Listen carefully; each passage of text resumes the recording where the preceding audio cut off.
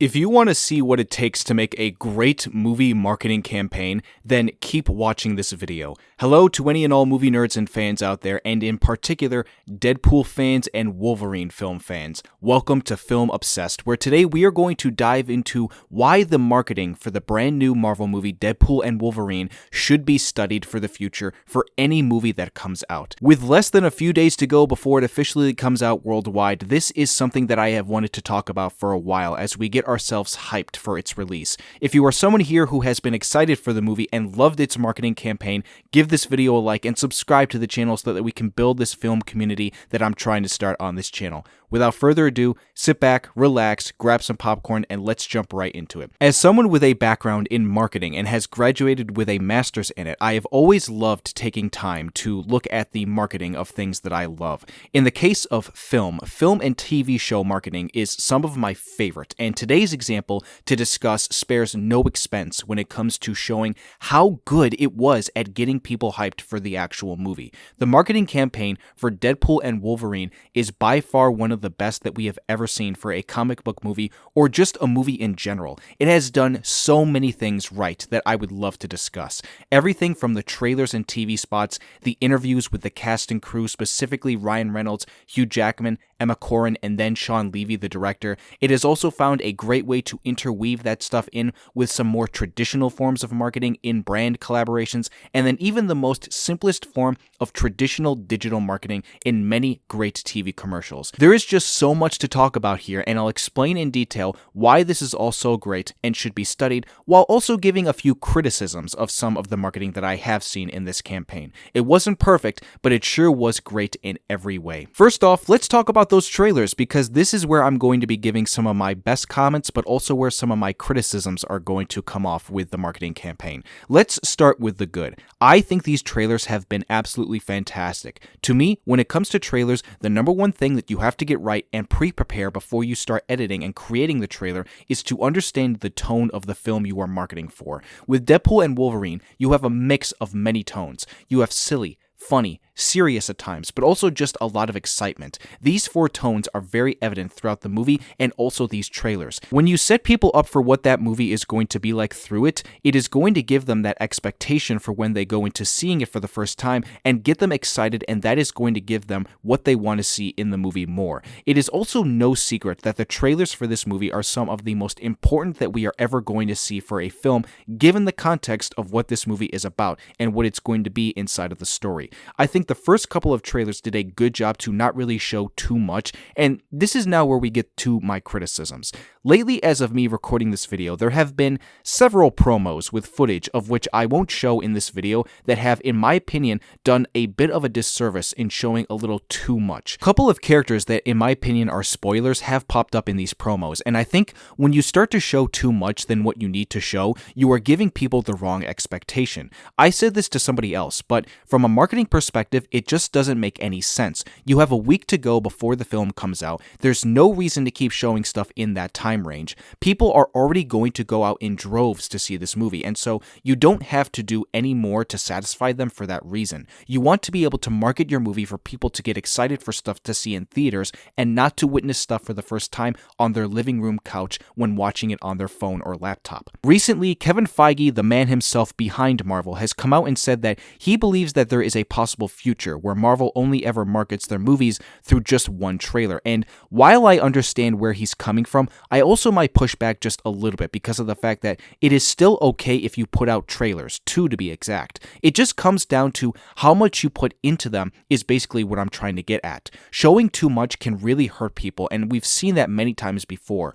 Horror movie trailers are what fall victim to this idea quite a lot recently, and superhero movies can also suffer from this as well. At the end of the day, even with those positives and criticisms in mind, these trailers have just been a blast and a lot of fun, and that's what you gotta do with marketing in order to get people excited. I now want to move over and start talking about the other digital forms of marketing that this movie has done great with its campaign in, and it is around the commercials interviews, and other various promos with the cast and director. Again, I think that this is where the movie's marketing campaign has done some of maybe its strongest work. I've really enjoyed seeing the ideas that Ryan Reynolds and all of them have come up with when promoting this movie, and on this side, the best way I can describe the tone of what they are going for with these parts of the marketing campaign is that you can clearly tell they are trying to fit in with a comedic tone of the characters that they play. Some of the best commercials that they have done is one where they are collaborating with Heineken, which I think is a very funny commercial. The one commercial they did when collaborating with The Bachelorette, which again I think is another very funny one, and then even something like the Heinz ketchup and mustard promo they did, where Ryan Reynolds makes fun of the ad placement in his trailers, and again, it's just things like this that make for good promotion of your movie.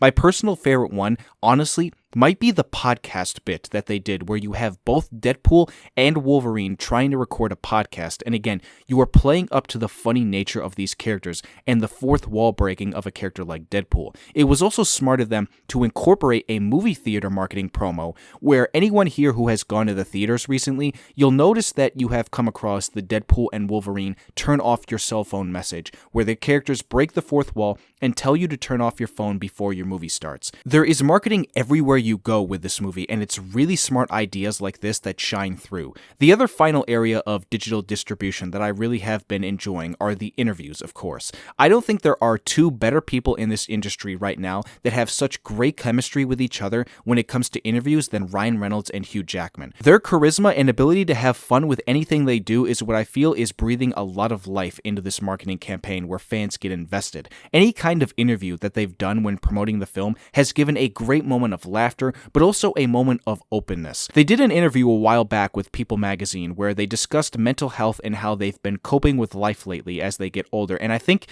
it was something that people gravitated towards a lot and again got themselves into the movie itself. These aren't just actors at the end of the day, they are people too, so it was stuff like that that really spoke to me as far as really good ideas for marketing your film, but also just being human beings at the end of the day. I'd also be doing a disservice if I didn't mention the fact that the rest of the cast has done a good job in their interviews as well, especially Emma Corrin, who is playing the villain Cassandra Nova in the movie, and then also the director Shawn Levy, who has been utilized a lot in the marketing for his interviews with Ryan, Emma, and Hugh, and he is a director that everyone should be looking out for because I think he's got a bright future ahead of him. We now get to the final component of the marketing campaign that I have loved, which is the more traditional elements of marketing. Traditional, for those who don't know, is anything that of course is not through a digital form, the internet, and is done through the process of you seeing it in real life. Examples of this include stuff like print ads, newspaper ads, billboards, mail advertisements, radio, or some of the other things that we've seen this movie experiment with.